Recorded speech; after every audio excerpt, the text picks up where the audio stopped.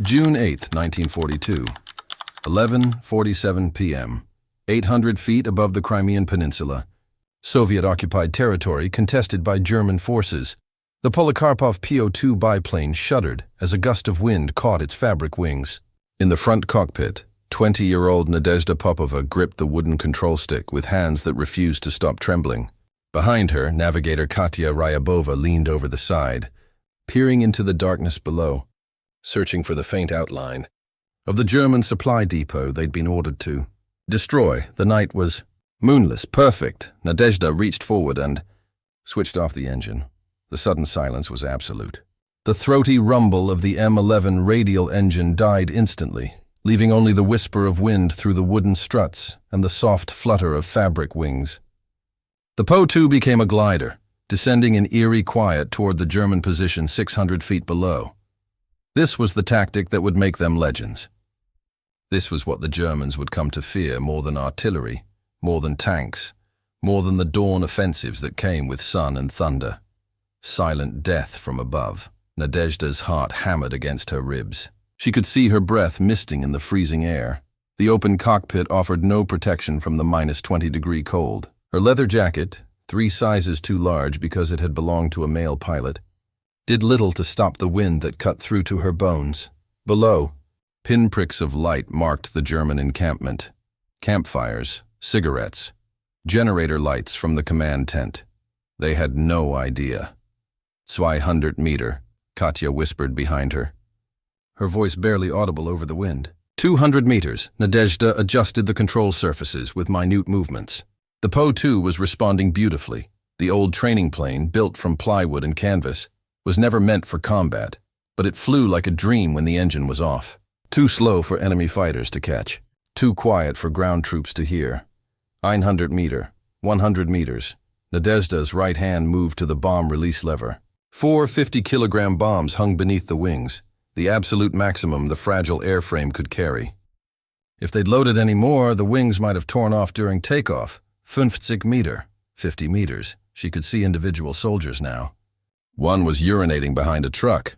Another stood smoking, his face illuminated by the ember's orange glow. A third walked between tents, rifle slung casually over his shoulder. None of them looked up. Jetst! Now! Nadezhda yanked the release lever, 4 heavy thuds as the bombs detached. The Po-2 lurched upward, suddenly lighter by 200 kilograms. Nadezhda's hand flew to the ignition, fingers fumbling for the switch. The first explosion turned night into day.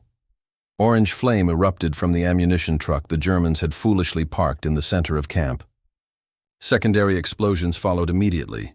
Artillery shells, small arms ammunition, fuel drums, all detonating in a cascading symphony of destruction. Nadezhda hit the ignition. The M11 engine coughed, sputtered, caught. The propeller spun to life with a roar that now seemed deafening compared to the silence they'd maintained. Below them, chaos. Men were screaming, running in all directions. Some were on fire. The ammunition truck had become a crater. Tents were collapsing. And then, crack, crack, crack, crack, tracer rounds arced up through the darkness, brilliant red streaks searching for them. Machine gun fire. The Germans had recovered faster than expected. Links! Links! Katya screamed. Left! Nadezhda threw the stick left, banking hard. The Po-2 responded with agonizing slowness. It wasn't built for evasive maneuvers. More tracers cut through the air where they'd been seconds before. A sharp snap and the smell of burning canvas. We're hit! Katya yelled. Nadezhda glanced back. A line of holes stitched across the lower wing's fabric, glowing orange at the edges where tracer rounds had ignited the canvas. But the wooden frame beneath held. The wing didn't collapse. More machine gun fire. A German searchlight stabbed upward, sweeping across the sky, hunting for them. Nadezhda pushed the throttle forward. Not that it did much. The M11 engine's 100 horsepower was already maxed out. The Po-2's top speed was 94 miles per hour, slower than some cars. They couldn't outrun anything. They could only hide. She dropped lower, skimming the treetops, using the terrain to break line of sight. The searchlight swept overhead, missing them by meters. Machine gun fire continued, but blind now.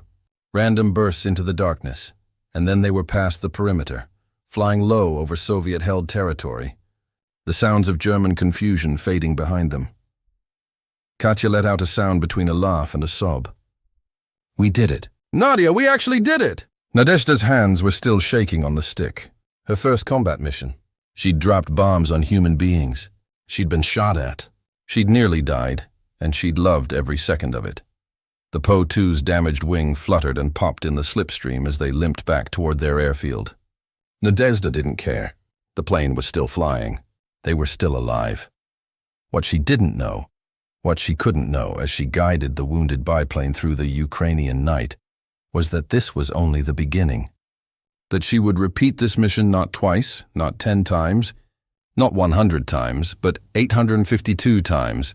That she would be shot down not once, but 18 times. That German soldiers would write about her in their diaries with a mixture of fear and furious respect, unable to comprehend how one woman could survive what should have killed her a dozen times over. That she would become the most successful female bomber pilot in human history. But on this night, June 8, 1942, she was just a 20-year-old woman who had survived her first mission and was already planning her second. Behind her, the German supply depot continued to burn, ammunition still cooking off in random explosions that lit the horizon with orange flashes. The night witches had claimed their first victim, and Nadezhda Popova had just begun her war. August 2, 1942, 1:23 a.m., 1,200 feet above Mozdok, North Caucasus, Nadezhda's 53rd mission.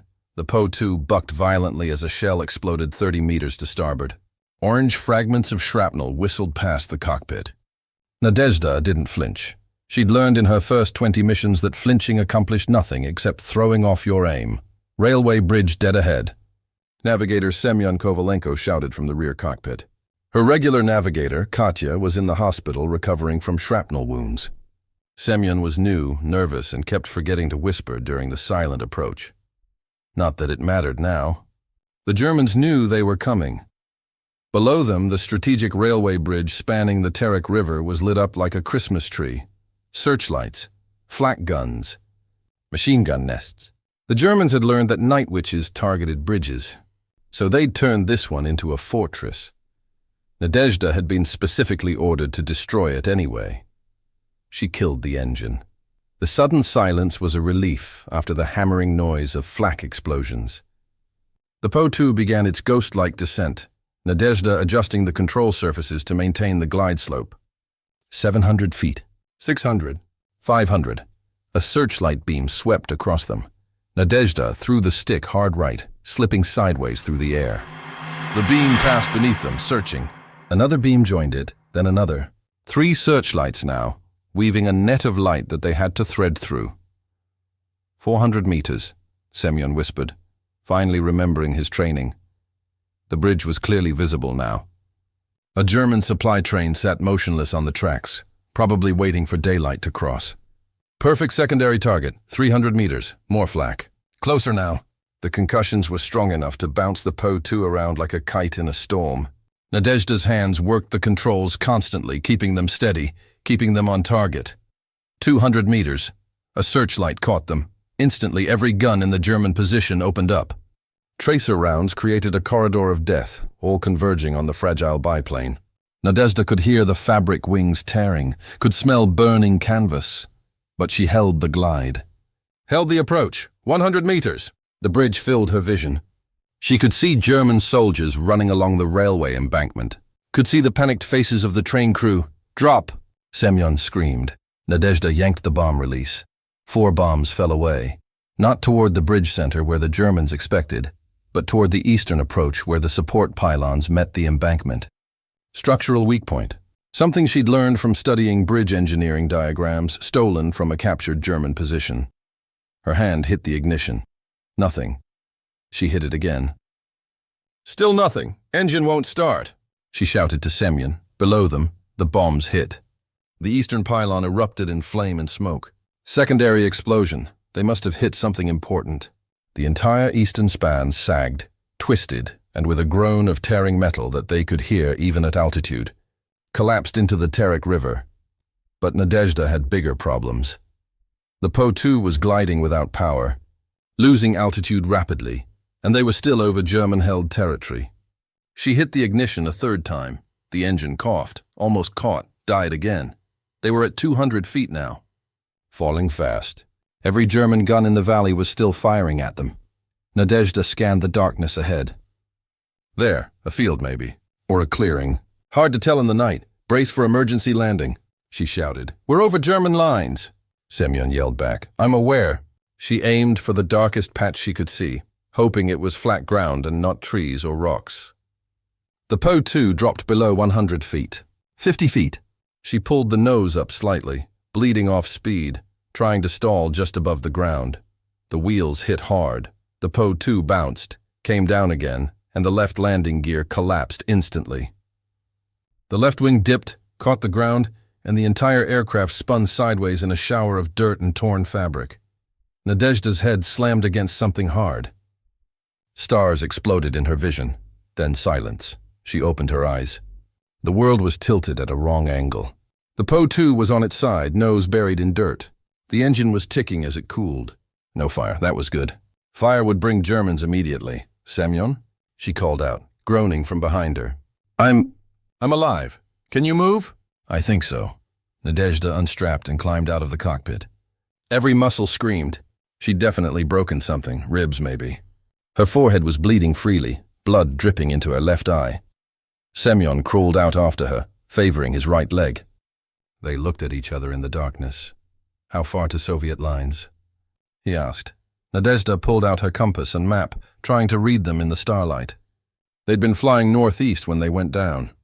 The front line was, she calculated quickly, at least 15 kilometers south. 15 kilometers, she said, through German-occupied territory. In the dark, Semyon stared at her. We'll never make it. Yes, we will. In the distance, vehicle engines. German patrols responding to the crash site. They had minutes, maybe. Nadezhda grabbed the emergency pack from the Po-2's storage compartment. Water bottle, basic medical supplies, compass, knife, one pistol with 8 rounds. She pulled out a thermite grenade. What are you doing? Semyon asked. They can't have the plane. She pulled the pin and tossed it into the cockpit. They were 50 meters away when the Po-2 erupted in white-hot flames. The magnesium-based thermite burned at over 2,000 degrees, hot enough to melt metal, hot enough to ensure nothing useful remained for German intelligence. The flames also acted as a beacon. More engines in the distance, getting closer. Run, Nadezhda said. They ran. South through Ukrainian farmland turned into a war zone, past burned-out cottages, past fields that had once grown wheat and now grew nothing but shell craters and corpses. The night air was thick with the smell of smoke and death. Behind them, German voices shouting. Searchlights sweeping across fields. Nadezhda's broken ribs ground against each other with every breath. Semyon was limping badly. His right ankle was probably fractured. But they kept moving. An hour passed. 2 hours. Dawn was approaching. They needed cover before daylight exposed them. Ahead, a destroyed farmhouse. Most of the roof had collapsed, but one corner still stood. A cellar entrance, partially hidden by rubble. There, Nadezhda whispered. They crawled into the cellar, just as the eastern horizon began to lighten. The space was small, dank, and smelled of mold and old potatoes. But it was hidden. They would wait here through the day. Then, when darkness returned, they would continue south. Nadezhda pressed a bandage against her bleeding forehead and allowed herself 30 seconds to assess their situation. They were 15 kilometers behind enemy lines. She had 3 broken ribs and a head wound. Semyon had a fractured ankle. They had 1 pistol with 8 rounds, enough water for maybe 2 days, and no food. German patrols would be searching for them. The odds of survival were essentially 0. Nadezhda smiled in the darkness. She'd been told the odds were 0 when she applied to flight school. Women weren't pilots. The odds were 0 when she volunteered for combat duty. Women weren't warriors. The odds were 0 on every one of her 53 missions. Po-2s were training planes, not bombers. 0 had never stopped her before. Above them, they could hear German voices passing by. A patrol. Semyon held his breath, eyes wide with fear. Nadezhda checked her pistol. 8 rounds. If they were discovered, she'd use 7 on Germans and save the last for herself. Standard Night Witch protocol. They'd all agreed. Capture was not an option. Not for women pilots. Not after what the intelligence report said the Germans did to captured female soldiers. The voices faded. The patrol moved on. Semyon let out a shaky breath. "How are you so calm?" Nadezhda checked her compass again, planning their route for nightfall. "I'm not calm. I'm just too busy to be scared." What she didn't tell him was this. In 3 days she would reach Soviet lines. In 2 weeks she would be flying again. In 1 month, this would be the first of 18 times she would be shot down. 18 times she would crash. Burn, break bones, bleed. 18 times she would survive. 18 times she would return to the sky. But right now, in a dark cellar behind German lines, bleeding and broken, she was just a 20-year-old woman trying to survive until sunset. Outside, the sun rose on occupied territory. Inside, Nadezhda Popova closed her eyes and rested. She would need her strength for tonight. September 15th, 1942, 9:47 p.m., Soviet airfield near Krasnodar. Nadezhda climbed into the cockpit of her new PO-2 for the first time since the crash 3 weeks earlier. Her ribs were still taped. The cut on her forehead had left a scar that would remain for the rest of her life. But her hands were steady on the control stick. Major Yevdokia Bershanskaya, commander of the 588th Night Bomber Regiment, stood beside the aircraft with her arms crossed. "You're cleared for flight status," she said. "But Nadia, you don't have to go up tonight. Take another week." "With respect, Major, yes I do." Bershanskaya studied her for a long moment. The Major was 32 years old, a veteran pilot who had personally trained most of the night witches. She understood what happened to pilots who waited too long after a crash. Fear took root. Doubt grew. "Some never flew again. Your navigator?" Bershanskaya asked. "Katya's back from the hospital." "We fly together." From across the airfield, Katya Ryabova waved. She was limping slightly. The shrapnel wound in her leg hadn't fully healed, but her smile was fierce and determined. Bershanskaya nodded once. "Then go. And Nadia? The bridge you destroyed? German intelligence reports say you set their supply line back 3 weeks." "Well done." Nadezhda felt something warm bloom in her chest. Pride, purpose, proof that the crashes, the fear, the pain, all of it meant something. That night, she flew 4 missions, dropped 16 bombs, returned without a scratch. By October, she'd flown 70 missions total. The number climbed steadily, 80, 90, 100. The Germans began to notice. November 3rd, 1942, German 4th Mountain Division Headquarters, North Caucasus. Hauptmann Friedrich Volker read the intelligence report for the 3rd time, unable to believe what he was seeing. "This can't be accurate," he said to his adjutant. "1 pilot? 47 confirmed bombing runs in 6 weeks. Confirmed by multiple observation posts, sir. The locals call her the Ghost. She flies the same route every night. Low approach from the east. Engine cut at 800 meters, bombs on target. Gone before we can respond." Volker studied the grainy reconnaissance photograph. A young woman, dark hair, standing beside a PO-2 with a cigarette in her hand. The photo had been taken by a long-range observation team using a telephoto lens. "Do we have a name?" Soviet sources identify her as Lieutenant Nadezhda Popova, 20 years old. 112 confirmed missions as of yesterday. 112. Volker had flown 43 missions over Britain and France and considered himself an experienced combat pilot. This Soviet woman, this girl, had flown more than twice that number in half the time. "Put out a standing order," Volker said quietly. "Any position that spots this aircraft, immediate priority fire. I want every available gun trained on her." His adjutant saluted and left. Volker looked at the photograph again. The woman was smiling in the picture. Actually smiling. He pinned the photo to his operations board with a red marker beside it. High priority target, November 8th, 1942, 2:17. AM. Above Mozdok, Nadezhda's 118th mission. They were targeting an ammunition depot when the world exploded. She never saw the flak shell that hit them. One moment the PO-2 was gliding silently toward the target. The next, the entire left side of the aircraft disintegrated in a ball of orange fire. The control stick went dead in her hands. "Katya!" She screamed, "I'm hit! I'm hit!" Katya's voice high and terrified. The PO-2 went into a spin. Nadezhda fought the controls, but there was nothing to fight. The left aileron was gone, half the lower wing was missing, and the tail assembly was shredded. They were falling. 500 feet. 400. 300, we have to jump, Katya yelled. No parachutes. Nadezhda yelled back. They'd removed them months ago. The Po-2 flew so low that parachutes were useless, and the weight savings allowed them to carry more bombs. 200 feet. Nadezhda pulled the stick back with all her strength. The nose came up slightly, not enough to level out, but enough to slow their descent angle from vertical to merely catastrophic, 100 feet. She could see individual trees now. A clearing ahead, small, too small, but it was all they had, 50 feet. Hold on. The Po-2 hit the ground at 40 miles per hour, nose first. The propeller exploded into splinters. The engine tore free from its mounts and tumbled forward. The wooden frame crumpled like paper. Nadezhda felt her body thrown forward against the harness straps. Her head hit the instrument panel. Everything went white. She woke to Katya dragging her away from the wreckage. Move. Nadia, move! It's going to explode! Nadezhda's legs didn't want to work. Everything hurt. But Katya was pulling her with surprising strength for someone who'd been screaming about being hit seconds ago.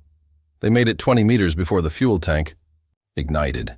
The explosion threw them both to the ground. Nadezhda lay on her back, watching flames consume her aircraft, watching pieces of burning fabric drift down like snow, her second shoot-down. Her second crash landing, her second destroyed aircraft. She started laughing. Katya stared at her. Are you in shock? Probably, Nadezhda admitted. She sat up, assessing damage. Her left arm wouldn't move properly. Dislocated shoulder, maybe broken collarbone. Blood running down her face again from a scalp wound. But she was alive. You said you were hit, she told Katya. Katya held up her arm. A piece of shrapnel had torn through her flight jacket sleeve and left a deep gash. I am hit. Can you walk? Yes. Then we walk. They were 12 kilometers behind enemy lines this time. It took them 2 nights to reach Soviet positions, moving only in darkness, hiding in abandoned buildings during the day. Nadezhda's shoulder was definitely broken. Every step sent waves of agony through her entire left side. But they made it. 3 weeks later, shoulder in a sling, Nadezhda was back in the cockpit. By December 1942, Nadezhda Popova had been shot down 4 times. Each time she survived. Each time she made it back to Soviet lines. Each time she returned to flying within weeks. The German intelligence reports began to carry a different tone. From a captured German field diary, December 18, 1942, the woman pilot, Popova, survived another crash 3 days ago. This makes 4 times we've shot her down. 4 times she should be dead. The men are starting to talk. They say she's protected by the devil. They say bullets pass through her. I don't believe in superstition, but I cannot explain how one person survives what should kill them 4 times over. The night witches noticed too. Nadezhda's reputation within the regiment transformed from skilled pilot to something else. Something larger. Other pilots started asking her for luck charms. Wanted to touch her aircraft before their own missions. Some believed she'd been blessed by God. Others thought she was simply too stubborn to die. Nadezhda thought both. Explanations were ridiculous. Survive because I pay attention, she told a young pilot, named Irina, who'd asked a secret. I survive because when the engine fails, I don't panic. I glide. When the wings burn, I aim for soft ground. When Germans patrol, I hide smart. There's no magic, just skill and luck. You've had a lot of luck, Irina pointed out. Nadezhda smiled. Then I guess I should keep flying before it runs out. By the end of December, she'd flown 198 missions. Twice as many as any other pilot in the regiment. She'd been shot down 6 times, crashed 4 times from mechanical failure. Survived all 10, Major Bershanskaya called her into the command tent on December 30th. Nadia, I'm recommending you for Hero of the Soviet Union. Nadezhda blinked. The Hero of the Soviet Union was the highest military honor. It was given to generals, to soldiers who took out enemy tanks with grenades, to people who died heroically. Major, I just do my job. Your job is to fly 4 missions per night. You fly 8. Your job is to survive 1 tour of duty. You've survived 6 crash landings. Your job is to bomb enemy positions. You've personally destroyed 3 bridges, 17 supply depots, and an estimated 200 enemy vehicles. You don't just do your job, Lieutenant. You exceed every expectation of what's possible. Nadezhda didn't know what to say. Bershanskaya softened. You're 20 years old, Nadia. You could request reassignment to training command. No one would blame you. You've done more than your share. Nadezhda thought about it for exactly 3 seconds. No, Major. I fly until we win or until I can't fly anymore. Bershanskaya nodded. She'd expected that answer. Then get some rest. You fly again in 4 hours, January 1943. Marked the beginning of what German soldiers would later call the Terror Months. Nadezhda flew 12 missions. In a single night on January 3rd, 15 missions on January 17th. On January 24th, she flew until her aircraft literally ran out of fuel, and she had to glide 15 kilometers back to base.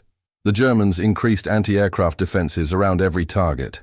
They added searchlights, machine gun nests, dedicated flak batteries. They studied night witch tactics and developed countermeasures. None of it mattered.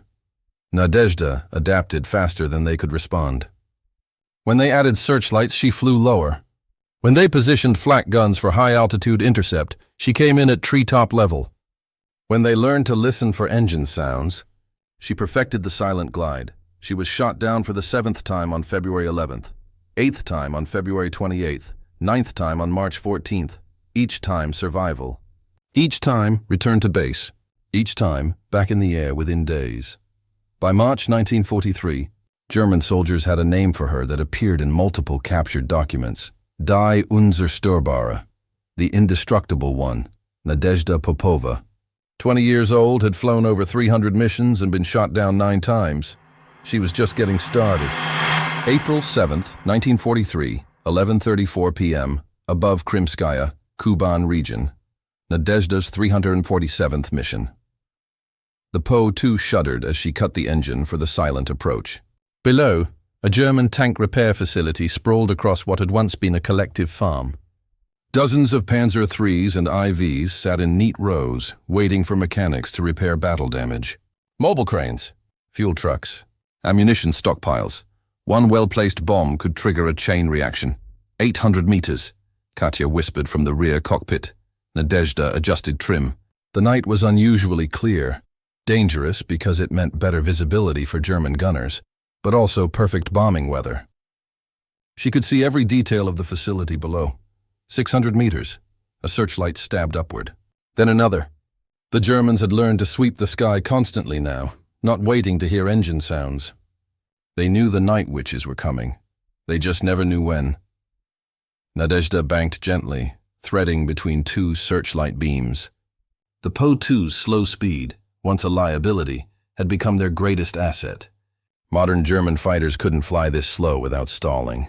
Flak guns couldn't track targets this maneuverable at low altitude. 400 meters, more searchlights. 5 now, creating an interlocking web of light. Nadezhda flew through the gaps, reading the beams like a puzzle, finding the dark spaces. 200 meters. She could see mechanics working late on one of the tanks. Could see guards smoking beside the fuel depot. One guard threw his cigarette on the ground, grinding it out with his boot. That carelessness would cost them everything. 100 meters. Release on my mark. A searchlight caught them square on. Instantly, every gun opened fire. Tracer rounds converged from multiple directions. The air around the Po-2 became a solid wall of lead and steel. Release! Katya screamed. Nadezhda hit the bomb lever and simultaneously threw the stick hard left. The Po-2 dropped its payload and rolled away in one motion. Behind her, she heard the distinctive sound of fabric tearing. The aircraft shuddered violently. Her hand found the ignition. The engine caught immediately. The M11 roared to life. Below them, 4 bombs hit in perfect sequence. The first struck an ammunition truck. The second hit a fuel bowser. The third and fourth landed directly in the tank repair bay. The initial explosion was impressive. The secondary explosions were catastrophic. Ammunition began cooking off, sending tracer rounds in random directions.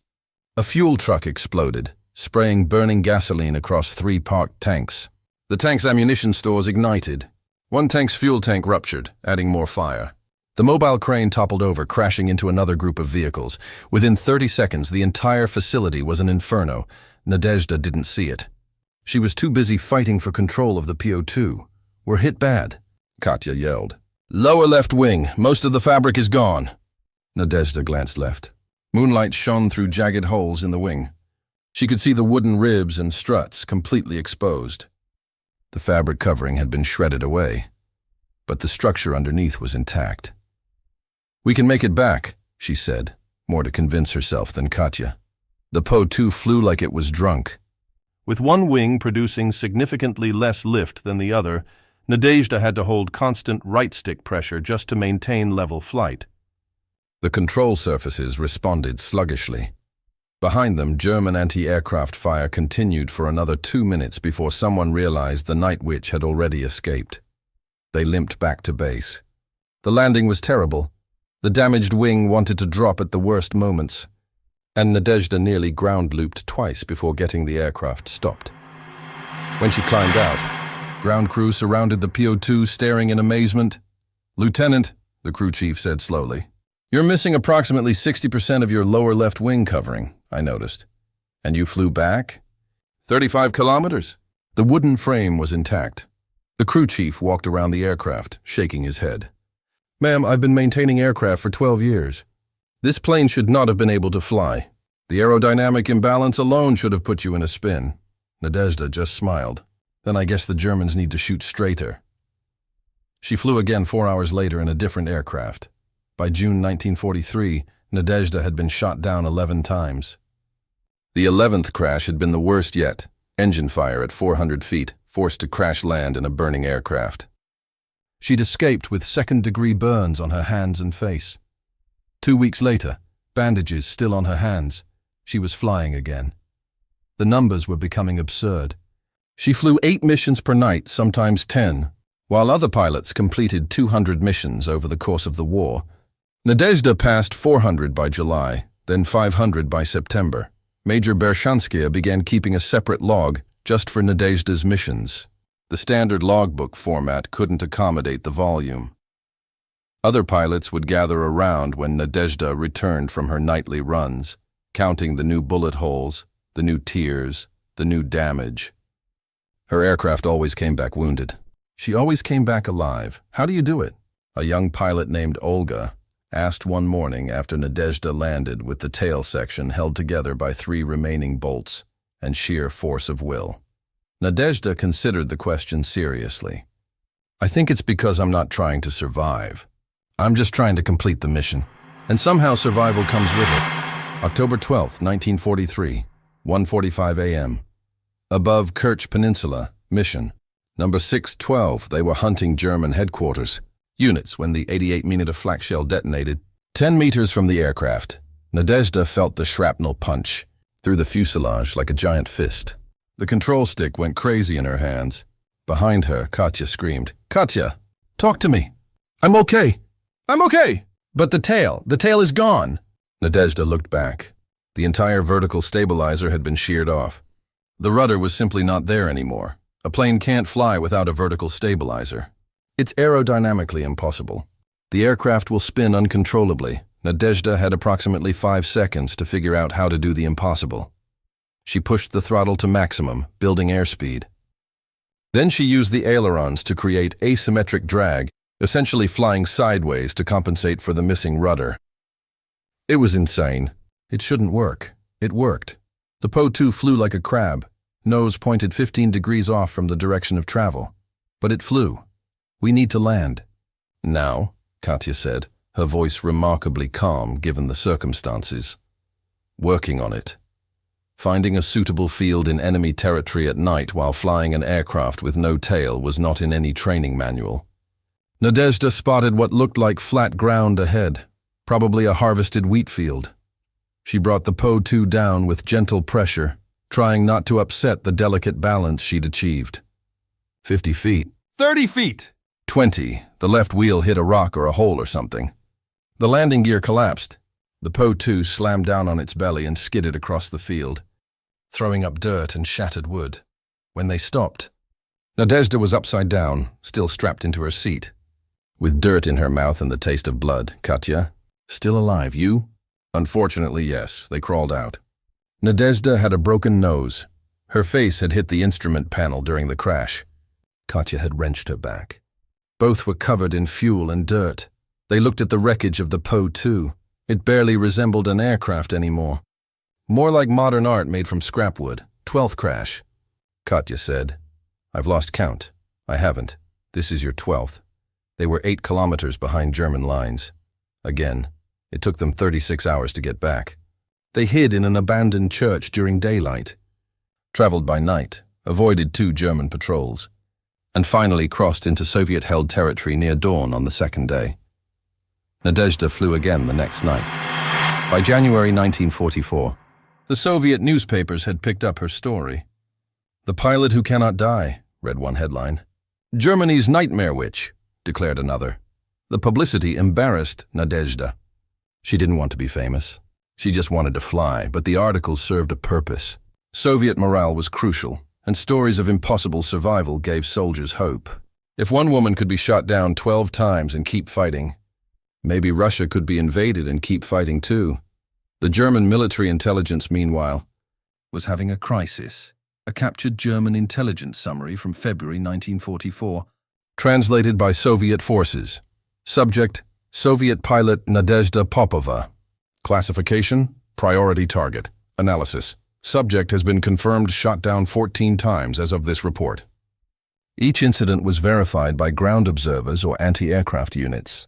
Aircraft destruction was confirmed in all cases. Survival rate: 100%. This is statistically impossible. Current mission count exceeds 700 confirmed sorties. Estimated tonnage of ordnance delivered: 380 plus tons. Estimated enemy casualties attributable to subject: 800 1-200 personnel, 150 plus vehicles, 9 bridges, 23 supply depots. Psychological impact on German forces: severe. Troops report fatalistic attitudes regarding night bombing raids. The belief that the ghost pilot cannot be killed is undermining morale. Recommendation: maximum resource allocation to neutralize this target. Suggest dedicated fighter patrols, enhanced anti-aircraft coordination, and possible special operations insertion to airfield. Note: previous recommendations have failed. Subject appears to adapt to countermeasures faster than they can be implemented. The report was signed by Oberst Heinrich Müller, Intelligence Division, Army Group South. Someone had written in the margin, in what appeared to be a different hand, "She's just one pilot. How much damage can one person do?" The answer, as 1944 would prove, was more than anyone imagined. March 15th, 1944. Soviet airfield near Simferopol. Nadezhda stood beside her aircraft, checking the bomb load when Major Bershanskaya approached with a piece of paper. "Your new orders," the major said. Nadezhda scanned the document. She was being promoted to senior lieutenant, and her mission assignment was, she read it twice to make sure. "This says I'm cleared to fly until mission number 1000. That's correct. And Nadia? You're currently at 784. If you maintain your current pace, you'll hit 1000 by June. Nadezhda did the math. 8 missions per night, 30 days per month. Assuming weather and aircraft availability. Yes, it was possible. "Has anyone ever flown 1000 combat missions?" she asked. "Not in a single-engine aircraft. Not in this war. Possibly not in any war." Nadezhda looked at her Po-2. The fabric was patched in 17 places. The engine had been replaced 4 times. The propeller had been changed 6 times. Almost nothing of the original aircraft remained, except the basic airframe and the registration number painted on the side. Like her, the plane refused to die. "Then I guess we're making history," Nadezhda said. By May 1944, she'd been shot down 16 times.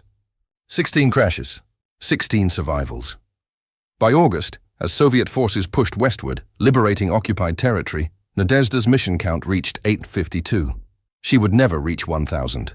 Not because she died, but because the war moved west faster than she could fly. Her regiment was pulled back for rest and refit in September 1944, and by the time they returned to combat operations, the front lines had moved so far that Po-2 biplanes couldn't reach the targets anymore. But 852 missions made her the most prolific female combat pilot in human history. More than any American pilot, more than any British pilot, more than any German pilot, male or female, and she'd been shot down 18 times, 18 crashes that should have been fatal. 18 times she'd walked away. The Germans would never understand how. Neither would the Soviets. Neither, honestly, would Nadezhda. I was just doing my job, she would say decades later, when historians asked. But everyone who served with her knew better. Nadezhda Popova hadn't just done her job. She'd redefined what was possible. May 2nd, 1945. Soviet airfield near Berlin. The war was over. Officially, it would end in 6 days with Germany's unconditional surrender, but everyone knew it was finished. Soviet forces had taken Berlin. Hitler was dead. The Third Reich had collapsed. Nadezhda Popova sat on the wing of her Po-2, watching the sun rise over what had once been enemy territory. She was 23 years old. She felt 60. Major Bershanskaya approached across the airfield, her boots crunching on gravel. "You don't have to fly tonight," the major said. "The fighting is essentially over. Are there still German units that haven't surrendered?" "A few pockets of resistance. Nothing significant. Then there's still a mission." Bershanskaya sat down on the wing beside her. They'd had this conversation before, dozens of times over the past 3 years. "Nadia, you've flown 852 combat missions. You've been shot down 18 times. You've earned the right to rest. I'll rest when every German soldier has gone home. You're the most decorated woman in the Soviet military. Hero of the Soviet Union, Order of the Red Banner, Order of the Red Star. They want you in Moscow for the victory parade." Nadezhda looked at her commanding officer. Bershanskaya had led them through the entire war. From the desperate days of 1942, when Soviet forces were being pushed back on all fronts, through the turning point at Stalingrad, through the long advance westward. She'd kept the 588th Regiment together through casualties, through equipment shortages, through nights when it seemed like the war would never end. "Will you be at the parade?" Nadezhda asked. "I have to be. I'm the regimental commander. Then I'll go." "But not yet. Not while there's still work to do." Bershanskaya smiled. "I expected that answer." She stood up. "Then fly careful tonight. It would be a shame to survive 852 missions and die on mission 853 because you stopped paying attention." That night, Nadezhda flew what would be her final combat mission. The target was a German holdout position in a forest 30 kilometers east of Berlin. A Wehrmacht unit that hadn't received word of the surrender, or had received it and refused to accept it. The mission was routine.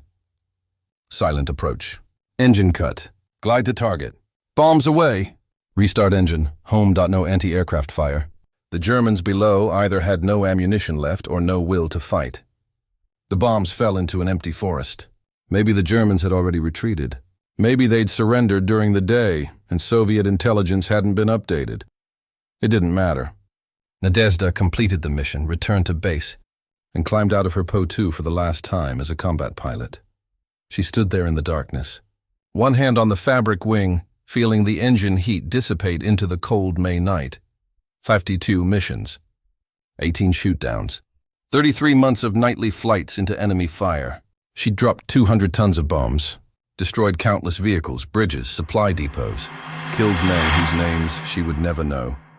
And somehow, impossibly, she was still alive. Katya walked over from the operations tent. Her regular navigator, her friend, the woman who'd been shot down with her 4 times and survived all 4. "It's really over," Katya said. "Yes. We won." "Yes." They stood in silence for a long moment. "What do we do now?" Katya asked. Nadezhda had no answer. For 3 years, her purpose had been clear. Fly, bomb, survive, repeat. What did life look like when the thing that defined you was suddenly gone? "I guess we find out," Nadezhda said finally. May 9th, 1945. Victory Day, Moscow. Nadezhda stood in Red Square with the other heroes of the Soviet Union, watching Stalin himself review the troops. 1 million people packed the square, celebrating the defeat of Nazi Germany. She wore her dress uniform with all her decorations. The medals felt heavy. She'd never liked wearing them. They felt like bragging about doing what had simply needed to be done. Beside her stood Katya, also decorated with the hero of the Soviet Union. Further down the line were other night witches: Yevdokia Bershanskaya, Irina Sibrova, Natalia Meklin. 23 members of the 588th Regiment had received the Hero of the Soviet Union award. 32 had died in combat. Sometimes Nadezhda felt like she was standing in their place. 32 women who'd been shot down and hadn't survived. 32 pilots who'd been just as skilled, just as brave, just as determined, but whose luck had run out. Why them and not her? She'd asked herself that question hundreds of times. She had no answer. After the ceremony, she was mobbed by journalists, photographers, citizens who wanted to shake her hand, touch her uniform, hear her story. How did you survive 18 crashes? One journalist asked. Skill and luck, she said, giving her standard answer. What was your most dangerous mission? All of them. What do you want people to know about the night witches? She thought about that question carefully. I want people to know about the 32 women who didn't come home. I want people to remember that this victory cost lives. And I want people to understand that women can fight, can fly, can do everything men can do. We proved that, the journalist scribbled notes. And what will you do now? Will you continue flying? Nadezhda looked up at the sky. Clear blue, peaceful, empty of tracer fire and searchlights. I don't know yet, she said honestly. June 1945. Flying school, Rostov-on-Don. Nadezhda accepted a position as a flight instructor. If she couldn't fly combat missions anymore, she could at least teach others to fly. The students were young, eager, and had no concept of what combat flying actually meant. They knew the glory, the medals, the newspaper stories. They didn't know the fear, the crashes, the friends who didn't come back. On her first day, she stood before a class of 20 students, 10 men, 10 women, and introduced herself. My name is Senior Lieutenant Nadezhda Popova. I flew 852 combat missions during the war. I was shot down 18 times, and I'm going to teach you how to fly so that if you ever face combat, you'll survive. One of the male students raised his hand. Senior Lieutenant, is it true you crashed 18 times and walked away from all of them? Not walked. Sometimes I crawled. Sometimes I was carried. But yes, I survived all 18. How? Nadezhda thought about all the crashes, the fires, the broken bones, the nights behind enemy lines, the moments when death seemed certain and somehow she'd found a way through. I survived because I never accepted that I was going to die. Every time I crashed, my first thought wasn't, this is the end. It was, how do I get out of this aircraft and back to base? And that mindset, that absolute refusal to give up, kept me alive when nothing else could. She paused, looking at the young faces watching her. But I also survived because of luck. And eventually, everyone's luck runs out. So the goal isn't to crash and survive. The goal is to fly well enough that you never crash in the first place. Over the next months, she taught them everything she'd learned. How to glide an aircraft with a dead engine. How to land in a field at night. How to navigate without instruments. How to survive in enemy territory. How to fight fear by staying busy. Some of her students would go on to become commercial pilots. Others would become instructors themselves. None would face combat. There was no war left to fight. But they would carry her lessons with them. Determination, skill, and the absolute refusal to accept defeat. November 1947. Novosibirsk. Nadezhda married Semyon Kovalenko, the navigator who'd been with her when she was shot down the second time. They'd survived that crash together, survived the war together, and decided to survive peace together. The wedding was small, just family and a few fellow night witches. Katya was her maid of honor. Bershanskaya gave a toast that made everyone laugh and cry. To Nadia, Bershanskaya said, raising her glass, who proved that the impossible is just something that hasn't been done yet. May your marriage be smoother than your landings. Everyone laughed.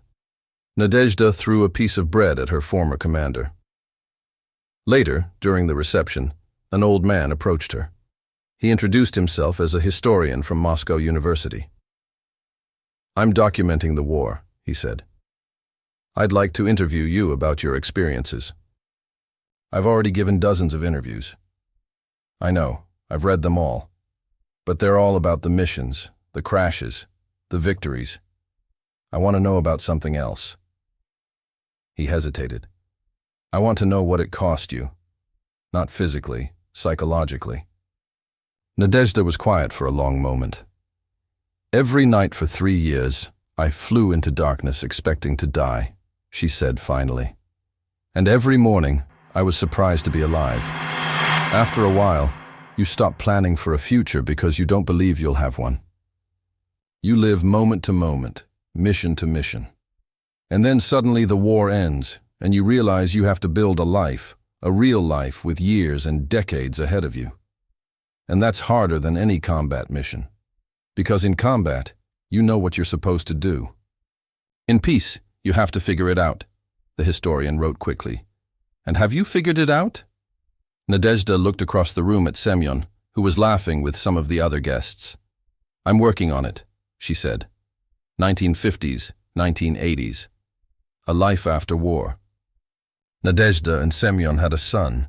She named him Leonid. She taught him to be brave but not reckless, strong but not cruel, determined but not obsessive. She never told him about the crashes. Not all 18, not in detail. When he was old enough to ask about her medals, she told him simplified versions. "I flew planes during the war. It was dangerous, but important." When he was 15, he found a box in the attic.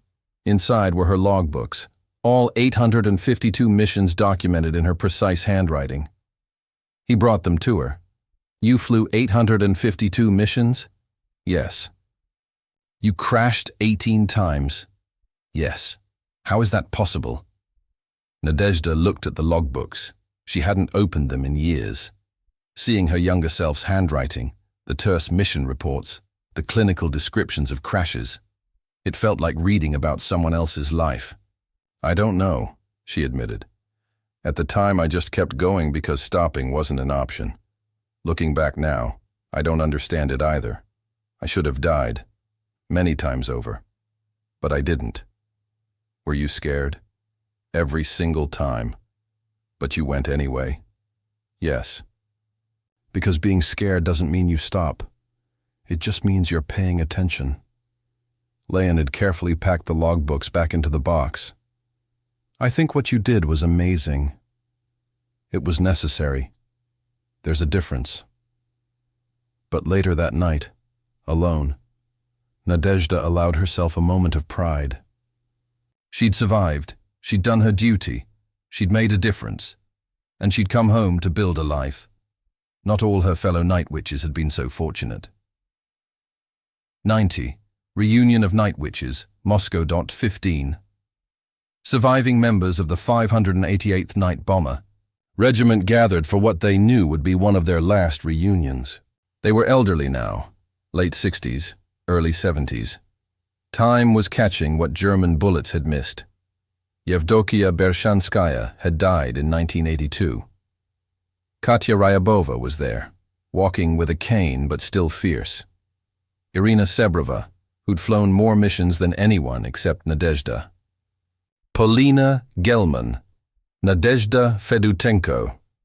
Women who'd been girls when the war started. They told stories, laughed about things that hadn't been funny at the time, cried for friends who hadn't made it.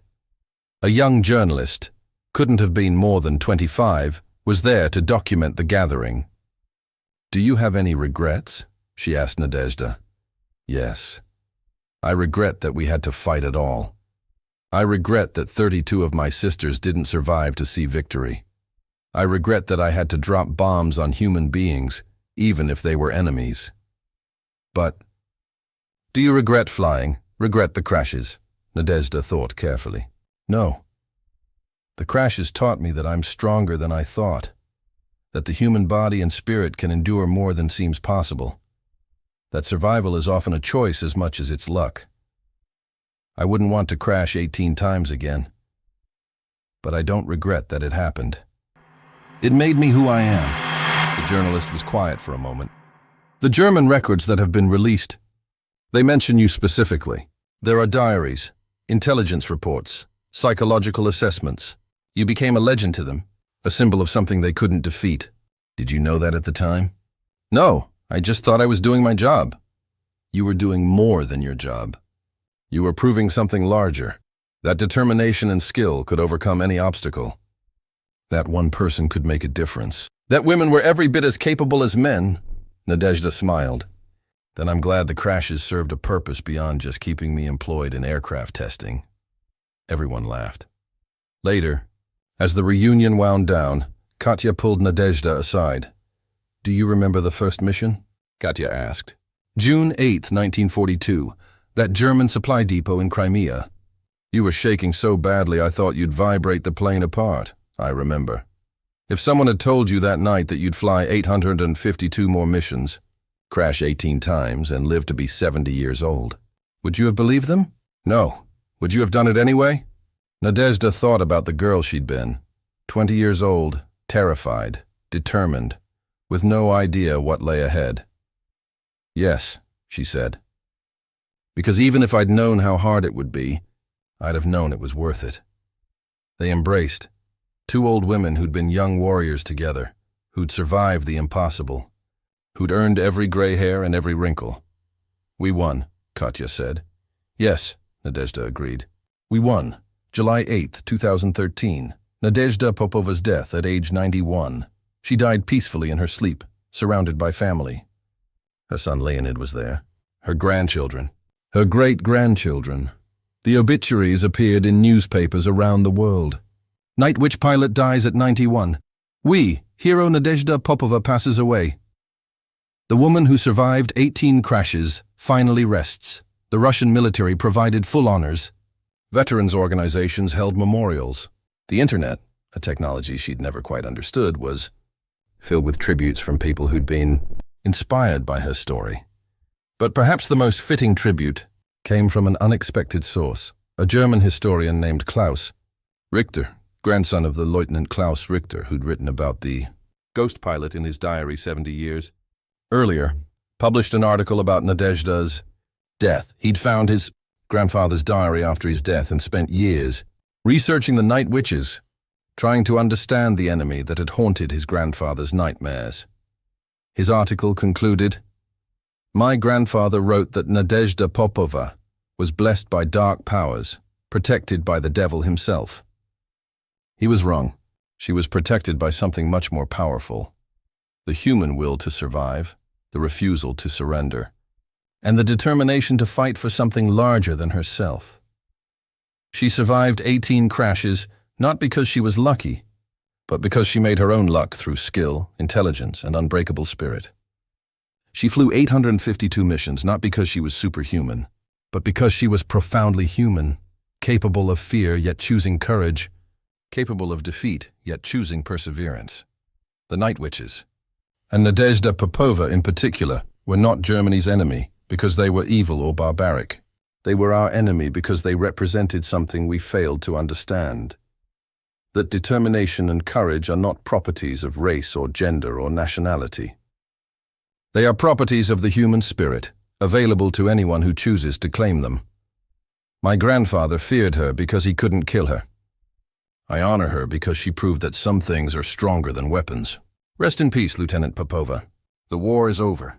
You can finally rest. The article went viral. Shared by hundreds of thousands of people around the world, Nadezhda Popova had become, in death as in life, a symbol of something larger than herself, proof that one person could make a difference. That determination could overcome seemingly impossible odds, that the human spirit was stronger than any force that tried to break it. She'd been shot down 18 times. She'd crashed 18 times. She'd survived 18 times, and in surviving, she'd proved that the impossible was possible. The Germans had called her Die Unzerstörbare, the Indestructible One. They'd been right. August 2013. 1 month after Nadezhda's death. Russian State Military Archive, Moscow.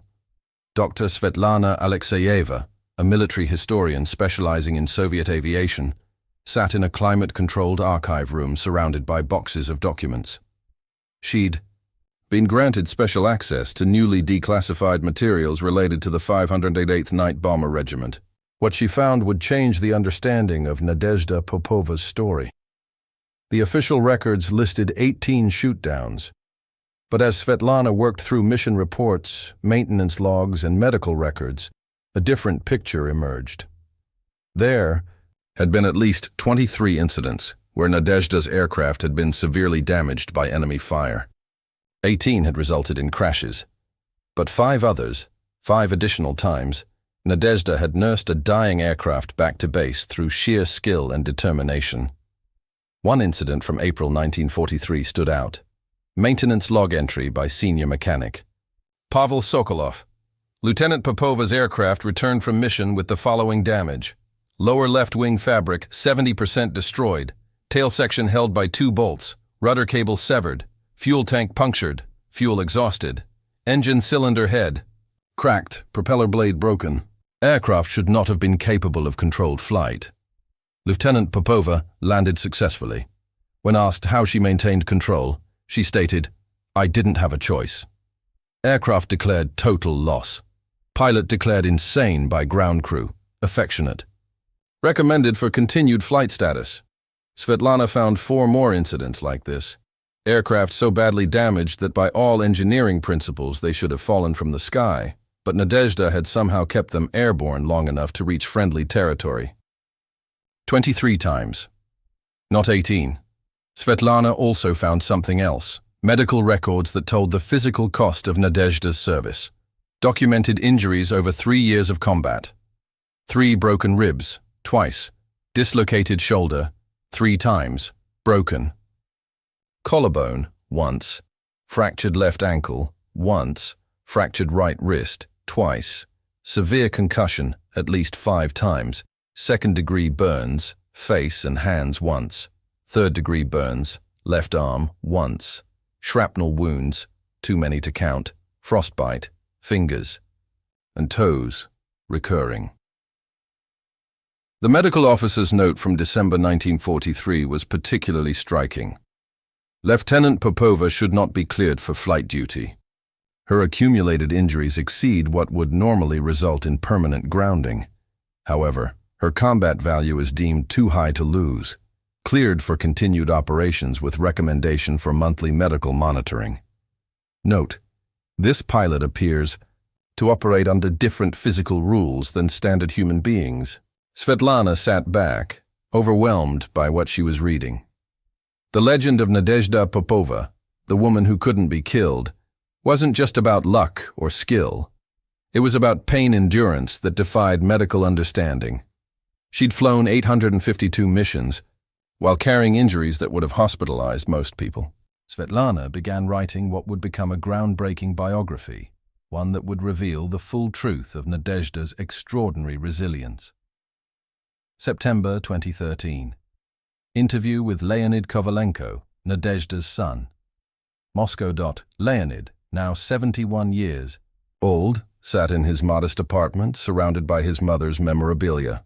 Her medals in a display case, her flight jacket, carefully preserved.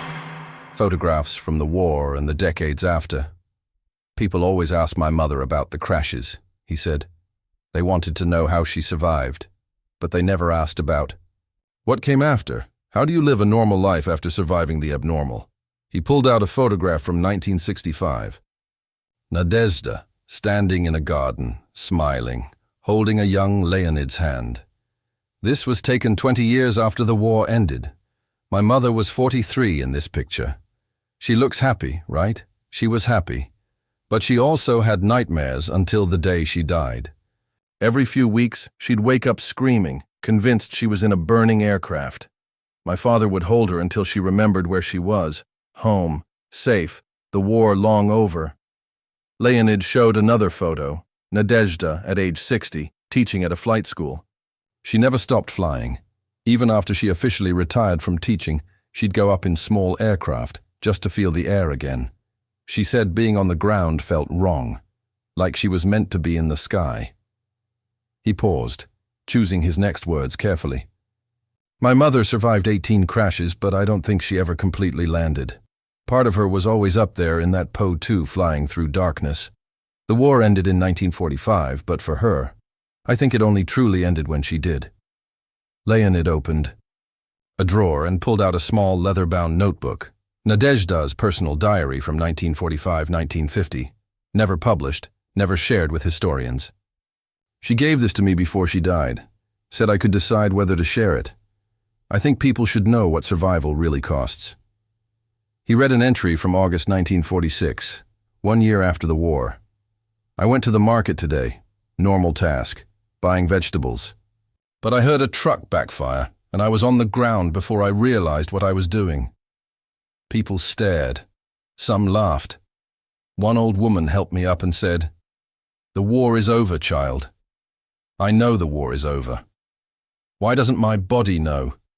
Sometimes I think surviving 18 crashes was easier than surviving peace. In war, fear makes sense. In peace, it's just broken." Leonid looked up, tears in his eyes. My mother was a hero, but heroes are still human. They still break. They still suffer. She just refused to let anyone see it. October 2013, German-Russian Historical Symposium. Berlin. Historians from both countries gathered to discuss W.I. from perspectives that would have been impossible during the Cold War. One entire panel was dedicated to the night witches, with particular focus on Nadezhda Popova. Dr. Klaus Richter, the German historian who'd written the viral obituary, presented research he'd compiled from German military archives.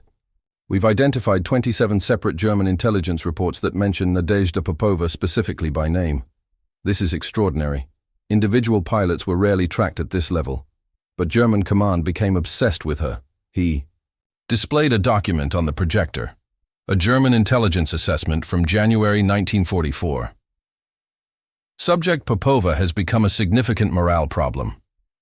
Not due to tactical impact, single PO2 aircraft cause minimal strategic damage, but due to psychological impact on German forces.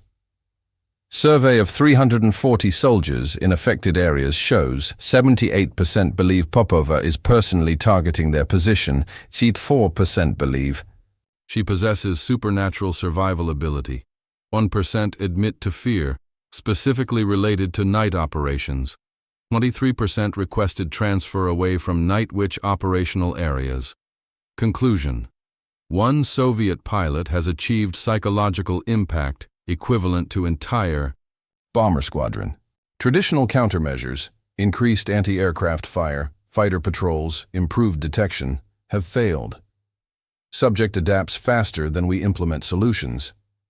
Recommendation: accept that complete neutralization may not be possible. Focus on limiting psychological damage through counter-propaganda emphasizing her mortality. Dr. Richter paused. That last line is particularly telling. By 1944, German command had essentially given up on killing her. They were just trying to convince their own soldiers that she could be killed. A Russian historian, Dr. Mikhail Petrov, presented corresponding Soviet documents. What's interesting is that Soviet command also struggled with Nadezhda, though for different reasons. They wanted to use her for propaganda, the invincible pilot, the woman warrior, the symbol of Soviet superiority. But she consistently refused publicity during the war. He showed a memo from the Soviet political department, March 1943. Lieutenant Popova has declined 3 requests for interview with Pravda. Her stated reason: talking about missions wastes time that could be spent flying missions. Recommend we respect her wishes. Her combat value exceeds her propaganda value, and forcing compliance may impact her performance.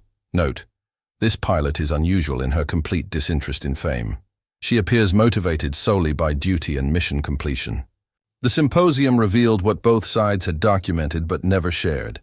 Nadezhda Popova had been simultaneously Germany's most feared low-level bomber pilot and the Soviet soldier most resistant to becoming a propaganda symbol. She'd fought the war on her own terms, refusing to be either Germany's nightmare or Soviet Russia's poster child. She'd simply been a pilot doing her job with extraordinary skill and determination.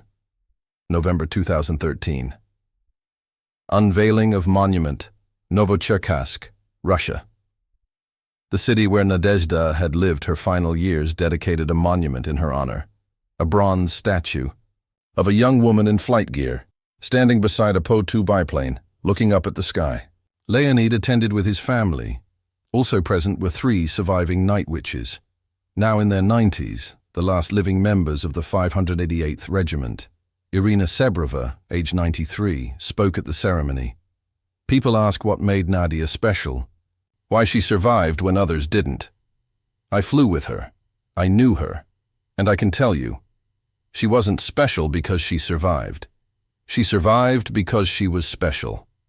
She had a gift that can't be taught, the ability to think clearly when everyone else panics.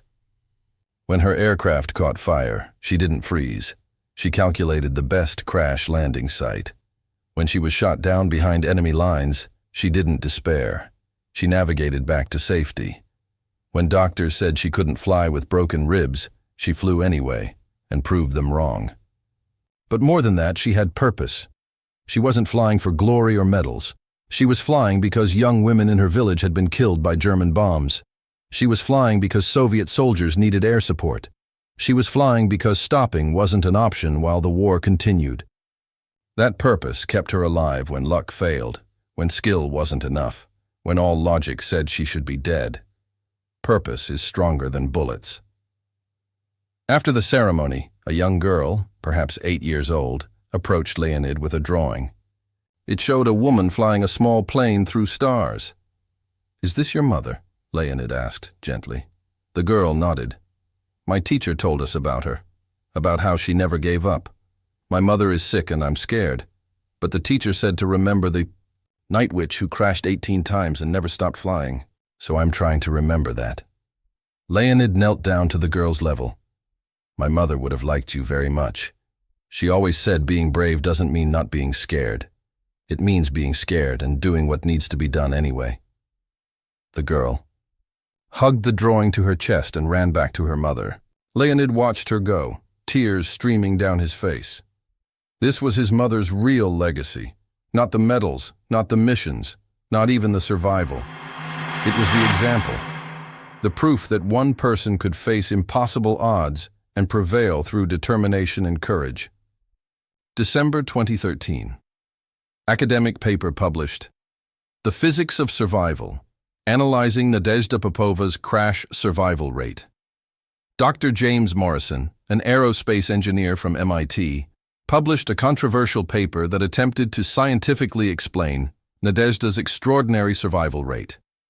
His team had analyzed all 18 crashes using available data: altitude, speed, terrain, aircraft damage, and injury reports. They'd built computer models and run simulations. Their conclusion was startling. Based on our analysis, Lieutenant Popova should have died in at least 11 of the 18 crashes. The survival probability for crashes 3, 5, 7, 8, 9, 12, 14, 15, 16, 17, and 18 was less than 15% each. However, detailed examination reveals consistent patterns in her survival, pre-crash decision-making. In every case where data exists, Popova made optimal decisions in the seconds before impact, selecting landing sites that maximized survival probability, adjusting aircraft attitude to reduce impact forces, jettisoning bombs to reduce weight and fire risk. Crash technique. Witness accounts describe her ability to pancake aircraft onto surfaces, distributing impact forces across the airframe rather than concentrating them on specific points. This is extraordinarily difficult to execute under stress. Post-crash action. Medical records show she consistently evacuated aircraft within seconds of impact, even while injured, minimizing fire and explosion risk. Survival skills. When stranded behind enemy lines, she demonstrated exceptional navigation, evasion, and endurance abilities. Our conclusion: Lieutenant Popova's survival rate was not luck. It was the result of exceptional skill, maintained under extreme stress, combined with physical conditioning and psychological resilience that exceeded normal human parameters. She survived not because the crashes were survivable, but because she made them survivable through actions taken before, during, and after impact. In aviation safety terms, she represents a case study in how human factors can overcome apparently insurmountable physical odds. The paper sparked debate in both aviation and military communities. Some argued it was impossible to quantify human will and determination. Others said it diminished Popova's achievement by making it seem mechanical rather than heroic. But Morrison stood by his conclusion. Understanding how she survived doesn't make it less impressive. It makes it more impressive. She turned survival into a skill that could be executed repeatedly under the worst possible conditions. That's not luck. That's mastery. July 2014, 1 year after Nadezhda's death. Annual Night Witches Memorial. Moscow. The 3 surviving members of the 588th Regiment gathered one last time. Irina Sebrova, Polina Gelman, and Nadezhda Fedutenko, all in their 90s, all knowing this would likely be their final public appearance together. A journalist asked Irina the question everyone wanted answered. "What do you think Nadezhda would want people to remember about her?" Irina smiled. "That's easy. She told me once in 1989 when we were already old women. She said, 'I don't want to be remembered for surviving 18 crashes. I want to be remembered for flying 852 missions. The crashes were failures. The missions were successes. Remember the successes.' But the crashes made her famous," the journalist protested. Yes, and she hated that. Because focusing on the crashes missed the point. The point wasn't that she kept crashing and surviving. The point was that she kept flying despite the crashes. She kept going back up. Most pilots who survive one bad crash never fly again. The fear breaks them. She survived 18 and flew 852 missions total. That's not about surviving crashes. That's about refusing to let crashes stop you." Polina added, "The crashes were dramatic, so that's what people talk about. But Nadia's real achievement was consistency. She flew almost every night for 3 years, through weather, through exhaustion, through injuries, through fear. The German diaries don't just mention her because she survived. They mention her because she was there every single night. That reliability, that persistence, that's what broke German morale. They couldn't make her stop." Nadezhda Fedutenko, the quietest of the 3, spoke last. "I'll tell you what I remember about Nadia. After her 12th crash, she came back with her arm in a sling. The doctors said she needed 6 weeks to heal. She was flying again in 6 days. I asked her why she couldn't just rest, just once. She said, 'I'll rest when German soldiers stop shooting at Soviet soldiers. Until then, I fly.' That was Nadia. Not superhuman, not protected by dark magic, just utterly unwilling to stop while there was still work to do. That's the lesson. That's what made her special." Present day, Nadezhda Popova's legacy. Today, more than a decade after her death, Nadezhda Popova's story continues to inspire people around the world. A flight school in Russia bears her name. A scholarship fund helps young women pursue aviation careers. Her medals are displayed in the Central Armed Forces Museum in Moscow, where thousands of visitors see them each year. But perhaps more importantly, her story has become a metaphor that extends far beyond aviation or military history. Cancer patients undergoing their 18th round of chemotherapy say, "I'm channeling Nadezhda Popova." Students failing and retrying difficult exams invoke her name. Athletes recovering from injuries cite her example. Anyone facing repeated setbacks and needing to find the strength to try again remembers the night witch who crashed 18 times and flew 852 missions. She's become a symbol of resilience. Not the resilience that avoids damage, but the resilience that absorbs damage, learns from it, and continues forward. In 2019, a group of female pilots from 12 countries flew a formation over Moscow in vintage aircraft, honoring the night witches. They called it Operation Unbreakable. In 2021, a spacecraft launched by the European Space Agency carried a small plaque with the names of the night witches, including Nadezhda's, acknowledging that women who flew fabric biplanes through enemy fire paved the way for women who fly spacecraft through the cosmos. In classrooms, in boardrooms, in hospitals, in therapy sessions, wherever people face seemingly impossible challenges, someone tells the story of the woman who was shot down 18 times and never stopped, flying to epilogue the PO2 biplane that Nadezhda flew most often, aircraft registration number, 312 survived the war. It was retired from service in 1946, deemed too damaged for continued use. For decades, it sat in a storage facility, slowly deteriorating. In 1998, a team of aviation historians found it and began restoration. They discovered something remarkable during the restoration. The wooden frame had been repaired and patched so many times that only about 30% of the original wood remained. The fabric had been replaced completely at least 4 times. The engine was the 5th one installed in that airframe. Like Nadezhda herself, almost nothing of the original remained. It had been broken and rebuilt so many times that it was more scar tissue than original material. But somehow, it was still recognizably itself. The restored aircraft now sits in the Russian Air Force Museum. A plaque beside it reads, Po-2 number 312, flown by hero of the Soviet Union Nadezhda Popova. 852 combat missions, 18 crash landings. Every mission completed successfully. Every crash survived. This aircraft was shot down, burned, broken, and rebuilt repeatedly. Like its pilot, it refused to be defeated by damage. Together, pilot and aircraft proved that determination and skill could overcome any obstacle. The Germans called Lieutenant Popova the Indestructible One. They were wrong. She could be broken. 18 times she was broken. But she could not be stopped. That is her true legacy. Not that she never fell, but that she always got back up. Nadezhda Popova lived 91 years. She survived a war that killed 27 million of her countrymen. She survived 18 crashes that should have been fatal. She survived injuries that would have ended most military careers. But more than survival, she achieved something greater.